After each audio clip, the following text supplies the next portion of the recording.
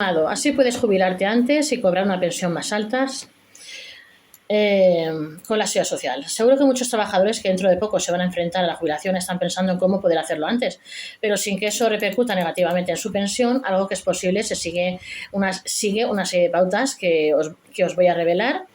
Hay 3 claves que pueden suponer una gran diferencia en el importe final que vayas a recibir en tu prestación, los cuales son el revisar la compatibilidad con prestaciones como el paro, el elegir el mes de solicitud por estrategia y tratar de evitar ciertos plazos que implican penalizaciones permanentes. El primer consejo nuestro es especialmente relevante para quienes estén cobrando el paro contributivo del SEPE, y es que si solicitan la jubilación anticipada mientras se percibe el desempleo, puede traerles una serie de desventajas en el futuro. Aunque el SEPE cotiza por ti, causa igual que si estuvieras trabajando, tus cotizaciones no se vean incrementadas más allá de lo habitual, por lo que podría ser mejor agotar esta prestación antes de iniciar los trámites de jubilación, de tal modo que la futura pensión no se verá penalizada por solapamientos innecesarios y se optimiza el calendario de la transición hacia el retiro del mercado laboral. ¿Por qué es importante el mes en el que se solicita la jubilación para tener una pensión más alta? Lo cierto es que el mes en que se solicita la jubilación anticipada puede influir directamente en el importe de tu pensión.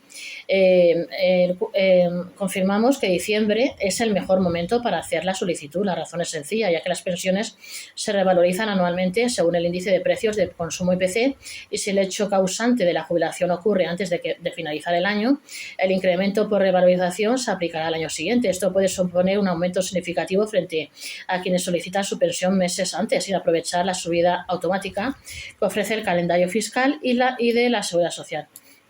Además, este pequeño ajuste puede resultar más importante de lo que parece, ya que para quienes buscan optimizar la pensión sin retrasar demasiado su retiro, planificar la solicitud para fines de año puede marcar la diferencia entre una cuantía estándar y una ligeramente superior, manteniendo la ventaja de jubilarse anticipadamente sin renunciar a una mejora económica a largo plazo. Penalizaciones que duran toda la vida porque debes evitar estos plazos. Tal y como está avalado por la ley, el adelantar 2 años la jubilación ordinaria es posible, aunque os avisamos que si la solicitamos 24 meses antes exactamente, esto conllevaría unos coeficientes reductores más altos durante los 3 primeros meses y, por desgracia, estos no desaparecen y afectarán a nuestra pensión de forma permanente. Una de las alternativas que nos sugerimos de la Seguridad Social es que adelantemos un poco menos el momento de nuestra jubilación, por ejemplo, 21 meses antes de la edad ordinaria, algo que aún así sigue afectando, pero no de manera tan negativa, consiguiendo de este modo una pensión más alta desde el primer día en que la recibamos. Todas estas advertencias que os hacemos y dejamos claro que debemos de tener mucho cuidado a la hora de organizar nuestro calendario de jubilación, lo cual implica que hay que revisar al detalle la compatibilidad con el paro. Elegir bien el mes en el que hacemos la solicitud, recordamos, diciembre es el mejor, y evitar los plazos en los que podamos recibir una mayor penalización. Todas estas decisiones pueden hacer que nuestra pensión sea más alta de lo que en un principio teníamos pensado, ya que esos pequeños ajustes de semanas o meses pueden traducirse en cientos de euros adicionales al final del año. Así que con esto dejamos aclarado el tema de cómo cobrar una pensión más alta de jubilación. Y pasamos a otro tema que nos interese.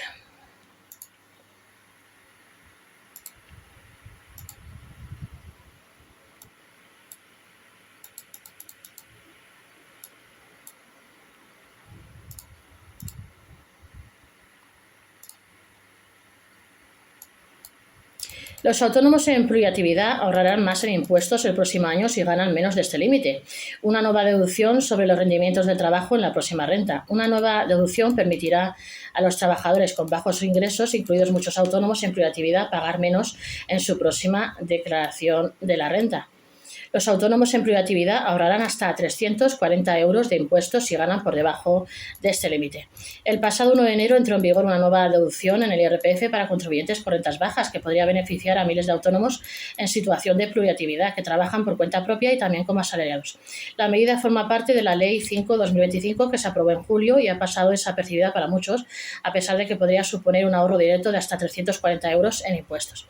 Según explican desde la ET, una de las principales novedades tributarias de este año es la deducción por obtención de rendimientos de trabajo, que rebajará los impuestos a todos los contribuyentes que ingresen menos de 18.276 euros al año a través de su salario. Aquellos que cobren menos del salario mínimo interprofesional SMI para este año porque no trabajen las 40 horas estipuladas podrían pagar hasta 340 euros menos en el resultado de su renta. Si bien es cierto que esta deducción no está directamente diseñada para autónomos, la ley sí prevé su compatibilidad con otros ingresos distintos a los del trabajo. Los contribuyentes podrían ingresar hasta 6.500 euros al año de otras fuentes como alquileres, ganancias de inversiones o incluso el propio negocio. Los autónomos pueden aplicar la nueva reducción en renta. La deducción aprobada en la Ley 5 de 2025 se introdujo en la disposición adicional 61ª de la Ley del IRPF. La medida se aplicó desde el 1 de enero de 2025, por lo que se empezará a notar a partir de la próxima declaración de la renta a presentar entre abril y julio de 2026. La nueva deducción está dirigida a personas con bajos rendimientos del trabajo y que no superen determinados ingresos por otras vías. Y aunque la norma no menciona explícitamente a los autónomos, sí que se permite aplicar la deducción a quien tenga rentas distintas al trabajo por debajo de cierto umbral. Por tanto, los autónomos que compatibilizan su actividad con un empleo por cuenta ajena pueden acogerse a esta deducción siempre y cuando rendimientos íntegros de trabajo igual o inferiores a 18.276 euros anuales o rentas distintas al trabajo no exentas inferiores a 6.500 euros anuales. En el caso de los autónomos con empleatividad, los rendimientos de trabajo serían los procedentes de su empleo asalariado. Por ejemplo, si un autónomo trabaja a media jornada y gana 16.000 euros al año como asalariado y a la vez tuviera 5.000 euros de rendimientos por su actividad por cuenta propia, podría aplicar esta deducción en su renta de 2026. Siempre, eso sí, que no tuviera ningún otro ingreso distinto que se sumara a la de su negocio y superara el umbral de los 6.500 euros de rentas distintas al trabajo. ¿Cómo se aplicará la deducción? Según explican desde la EAT, la deducción no se resta de la base imponible, sino que se aplica directamente sobre la cuota final del IRPF, lo que se traduce en una rebaja directa del impuesto a pagar. Los autónomos podrán deducirse dependiendo de cuáles sean sus ingresos. El importe máximo de esta deducción es de 340 euros anuales.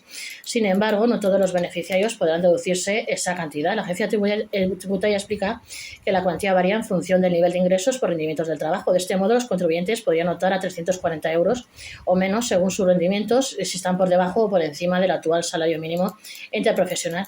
Estaría la deducción completa si ganan el SMI o menos. Aquellos que tengan rendimientos del trabajo de hasta 16.576 euros al año, equivalente al SMI de 2025 en cómputo anual, podrán aplicarse la deducción completa de 340 euros, o sea, la reducción progresiva a partir del SMI. Por otro lado, los contribuyentes con rendimientos del trabajo superiores al SMI también podrían acceder a la deducción, pero el ahorro se verá reducido. El límite máximo para poder acceder a la rebaja es de 18.276 euros anuales y por cada euro de diferencia entre el SMI, 16.576 euros, y esos 18.276 euros anuales, la deducción se reducirá en 0,20 euros de forma progresiva. Pongamos el ejemplo de un autónomo que trabaja como diseñador gráfico en una empresa a media jornada donde cobra 16.000 euros brutos al año. Además, realiza algunos encargos por cuenta propia por los que ingresó 4.500 euros en 2025. En este caso, sus rendimientos de trabajo están por debajo del umbral de los 18.276 euros y sus ingresos por actividad económica, rentas distintas al trabajo, no superan los 6.500 euros. Por lo tanto, este autónomo podría aplicar la deducción completa de 340 euros a su próxima declaración de renta, es decir, a su resultado final habrá que restar 340 euros. Sin embargo, la deducción cambiaría si este autónomo cobrara 17.000 euros brutos al año y 4.500 euros por cuenta propia. En este caso, sigue cumpliendo los dos requisitos: ingresos del trabajo inferiores a 18.276 euros y menos de 7.500 euros por cuenta propia. Como su sueldo se supera los 16.576 euros de SMI anual, la deducción se reduce de forma progresiva. El cálculo sería el siguiente: exceso sobre el límite del SMI, 17.000 euros menos 16.576 euros, 424 euros. Reducción 0,2 por 424 igual 84,80 euros y deducción final 340 euros menos 84,80 euros igual a 255,20 euros.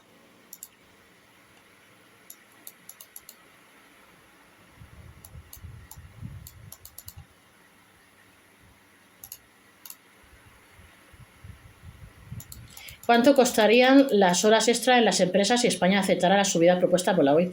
Supondría una revolución en las cargas laborales de pymes y autónomos. La Organización Internacional del Trabajo OIT pide a todos los países, incluida España, elevar el valor de las horas extra muy por encima del importe actual. Horas extras, ¿cuánto costarían a los autónomos con empleados si España sigue las nuevas pautas de la OIT?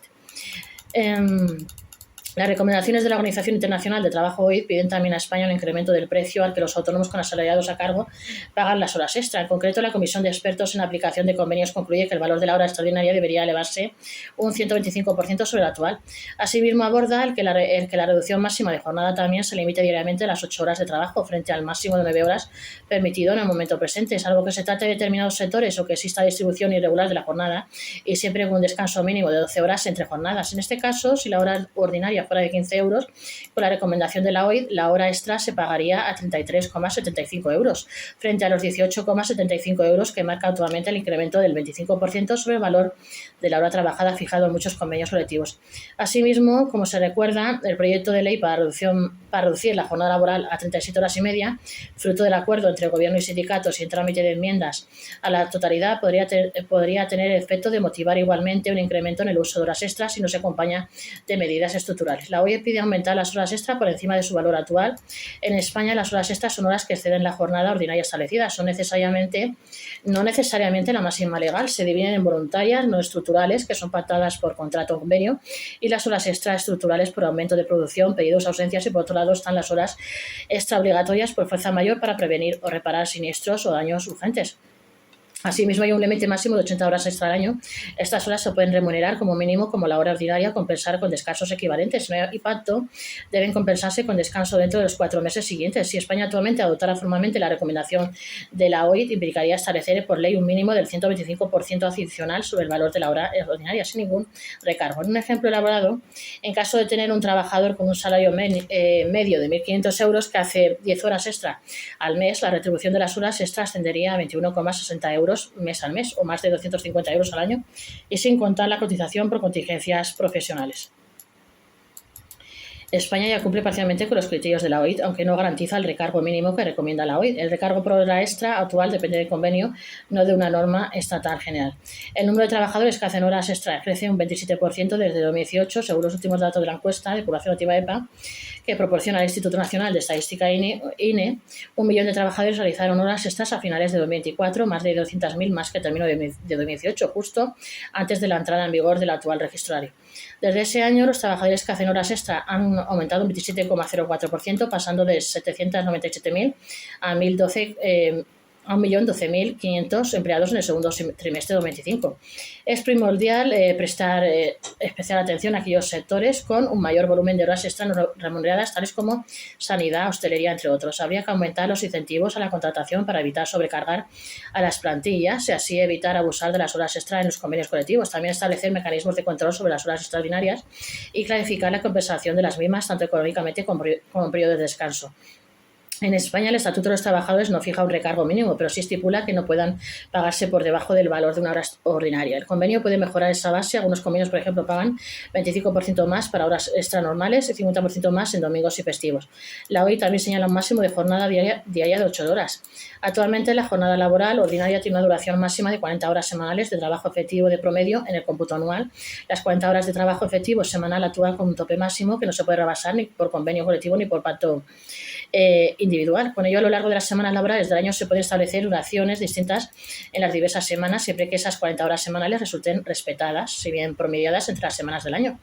Así cabe recordar que es posible establecer una distribución irregular de la jornada a lo largo del año, evitando el uso de las horas extraordinarias. Bajo este esquema, la jornada no podrá superar las 9 horas diarias, pero las recomendaciones de la OIT también disminuyen su duración. La organización también pide reducir la jornada diaria a un máximo de 8 horas, además del incremento en el valor de las horas extra. No olvides de suscribirse a vuestro canal, darle like y darle a la campanilla para recibir todos nuestros nuevos estrenos y nuestros nuevos vídeos y estar siempre a las últimas leyes informados gratuitamente.